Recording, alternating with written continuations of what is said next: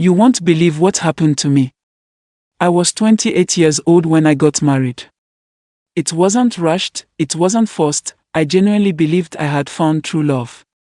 The kind of love that feels safe, comforting, God-ordained. We were happy, in love, and hopeful for the future.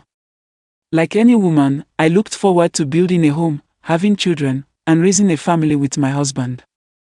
I had dreams of running around the house with little feet chasing me, of lullabies and laughter, of watching my husband proudly holding our baby as we both smiled through tears of joy. But life didn't go the way I thought it would. For the past 5 years, I have been trying to conceive with no success. Month after month, I hoped. I cried. I prayed. I bought pregnancy tests with trembling hands, only to be disappointed again and again. Every single time, the result was the same, negative. No matter how much faith I had, no matter how many home remedies or prayers I tried, the outcome didn't change. And slowly, that emptiness began to change me. After a year or two, it started to feel like something was wrong with me.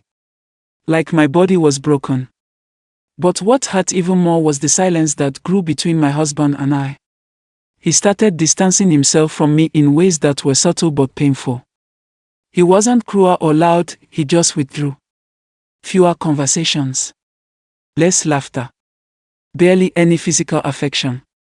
He used to be playful and romantic, but now he seemed absent, distracted. It felt like he was emotionally packing his bags while still sleeping next to me every night. We stopped talking about the future. He stopped touching me like he used to. I knew deep down it was because I hadn't given him a child. It became the invisible wall between us, the silent weight in the room that neither of us wanted to confront. The unspoken disappointment hovered over every interaction. Eventually, I couldn't take the emptiness anymore.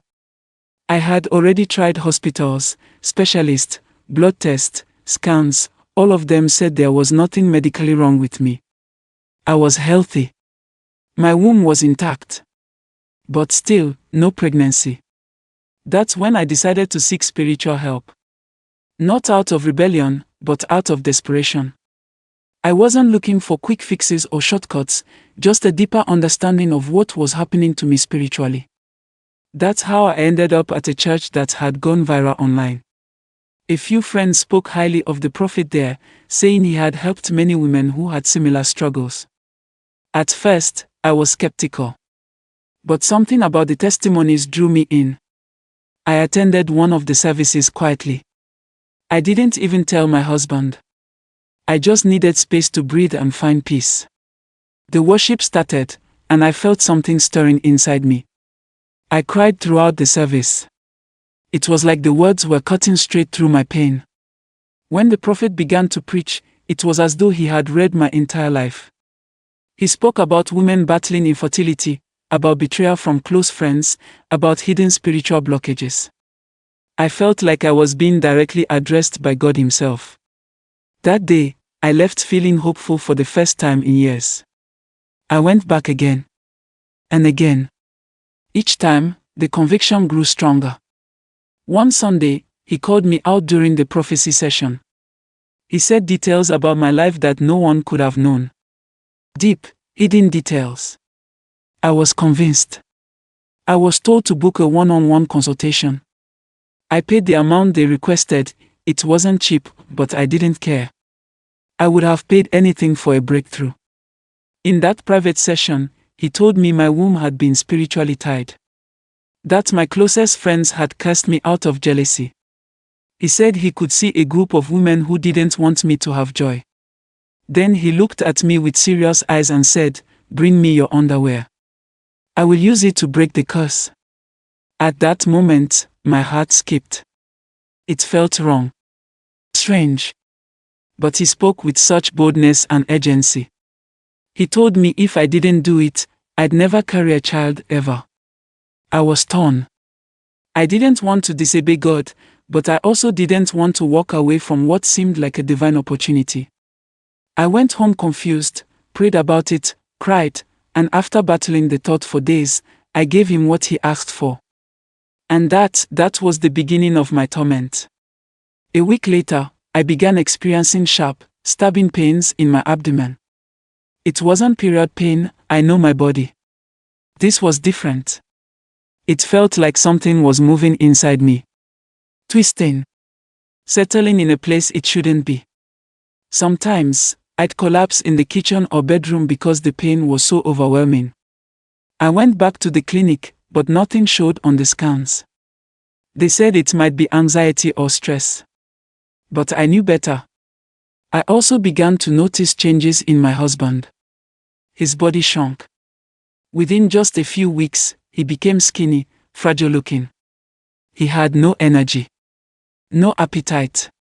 He was constantly irritable and snapped at the smallest things. Then he lost his job. One thing after another just started falling apart. Our home, once filled with hope, now felt cold, dark, and hostile. Our finances dried up. We started borrowing. Friends disappeared. It was as though we were cursed. I tried going back to the church to get help, but I felt empty. Cold. Like whatever power I thought I felt before was no longer there. I waited for the prophet to follow up with me, but he didn't. I was just another file in a drawer. Another desperate woman seeking answers. I stopped going. I stopped talking. But I never stopped thinking about that underwear. What did he do with it? Why did things change so dramatically after that? Did I unknowingly give him access to something sacred? To this day, I don't know the full truth. But I know I'm not the same. I don't feel free anymore. I don't feel covered. I feel violated in a spiritual way that words can't explain. My husband still doesn't know. I carry this weight alone. The regret eats me every time I close my eyes. I thought I was buying a solution, but I ended up giving away my peace. Maybe even my destiny. I cry to God often. Not just for a child, but for restoration. For forgiveness. For clarity. Some nights I pray with every breath in me, asking God to undo whatever was done. I feel like I opened a door I had no business opening. Like I trusted a voice that wasn't from Him. And I know there are other women like me out there, women who are desperate, who are in pain, who just want answers. Please, I beg you, be careful. Not every man who quotes scripture is sent by God. Not every prophecy is holy. Some are traps in disguise. And desperation will blind you to the red flags. I'm still praying, still believing that God will deliver me. But I share this story now not for pity, but as a warning. Don't be too quick to give away part of yourself to someone just because they stand behind a pulpit. Protect your spirit. Guard your body. And when in doubt, ask God again. I wish I had.